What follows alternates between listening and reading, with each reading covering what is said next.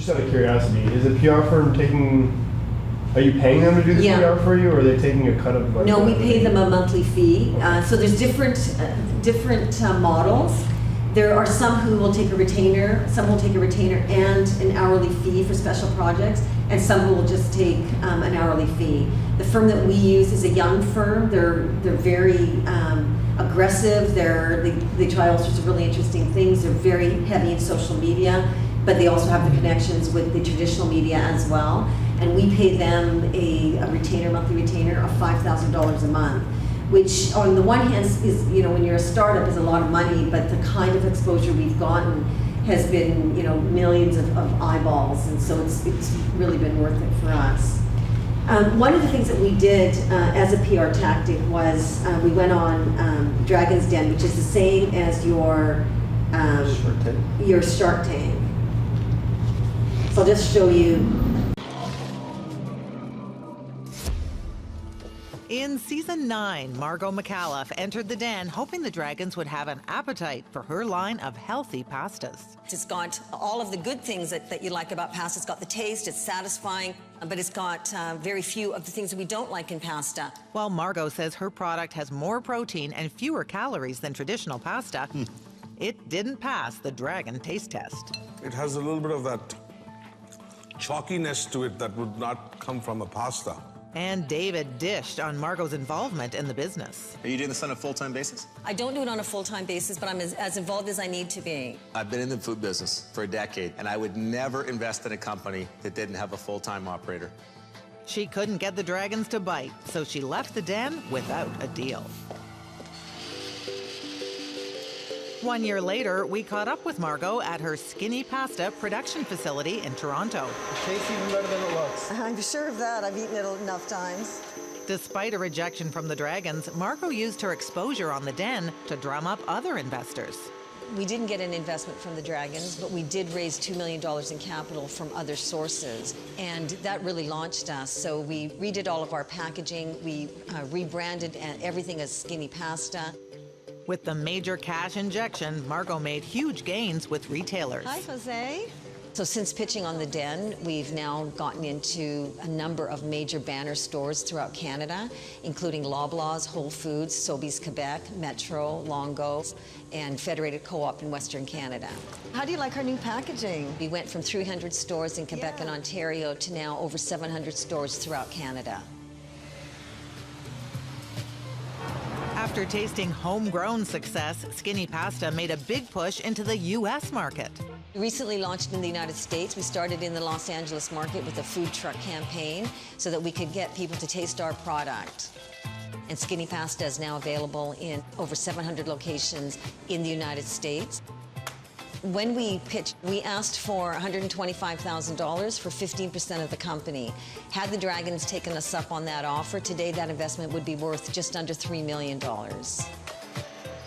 If the Dragons came to me after turning me down and wanted to invest in my company, I'd say sure. Skinny Pasta! But the price is a lot higher. So we took a bit of a risk going on Dragon's Den.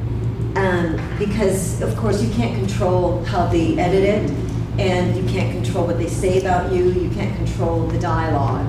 So just, and I don't know if any of you have ever, thought about Shark's Tank or the equivalent.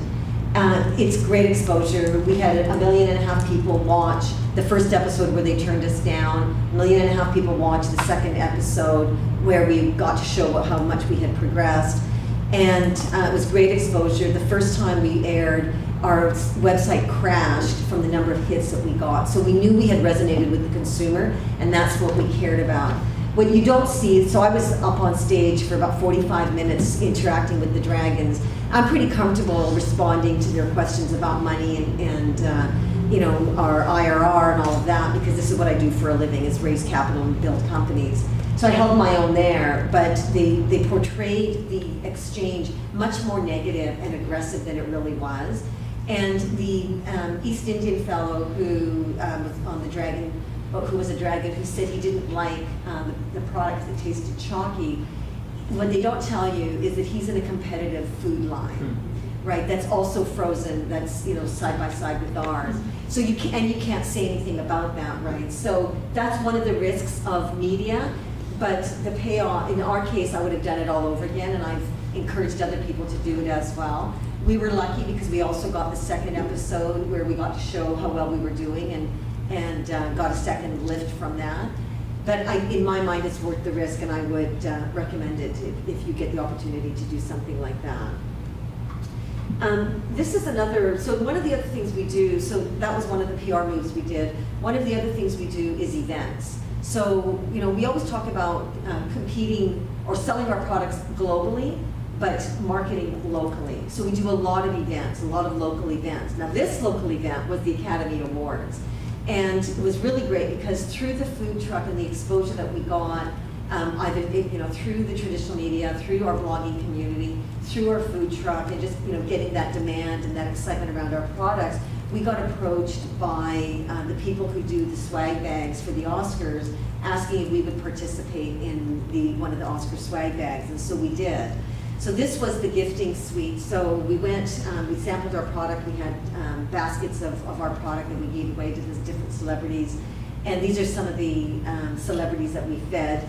I actually am really bad with celebrities. And the funny thing was that when my team, who are much younger than I am, would see somebody coming in, they'd be really excited and they'd say, oh, it's whatever, so-and-so. And I've got some of the names, Jeffrey Tambor from Arrested Development. I have no idea who that is or what the show is.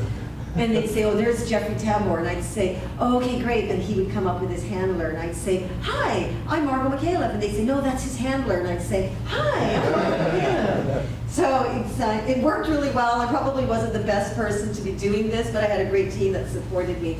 We got a ton of publicity from this. We were able, and we still talk about it, we were able to get into a number of different pieces of media where we talked about this. We had all sorts of social media around it, and we're still getting a lot of that press, even though it's a year later. So great opportunity for us to showcase in a very high-profile way. This is another major event that really got a ton of exposure through. So that is Pope Francis, and that is my mom. And I definitely have paved my way to heaven in getting her an audience with Pope Francis. But what happened is, one of the things that we do, and I'm going to talk about it, is corporate social responsibility. So, one of the charities that we support is called STEM for Life Foundation, and STEM for Life is about regenerative medicine. And food is all about, it is a necessary element of regenerative medicine. It's all about feeding your cells to heal your body from within. And Pope Francis in the Vatican is very interested in regenerative medicine and in stem cell research and those kinds of tools. Pope Francis is also really interested in making sure that we have health equity all around the world, and he actually advocated to us when we were there and to all of the different researchers that were there not to forget the developing countries. And a lot of the research that's being done is unattainable, not just for developing countries, but even for the average consumer in North America. Food, however, is an element of health that we take for granted, and it is available to everyone, whether it's in the developing countries or in North America. So our product and what we stand for was used as an example at the Vatican of a company that was advanced, that was looking for ways to really contribute to health and regenerative medicine through food and as an advocate of health equity. So we served our several different kinds of our pastas over 3 days. The products were made by the Pope's chef. It went over very, very well. And my mom got an audience with the Pope as a result of that. And a lot of press. We got a lot of press from that.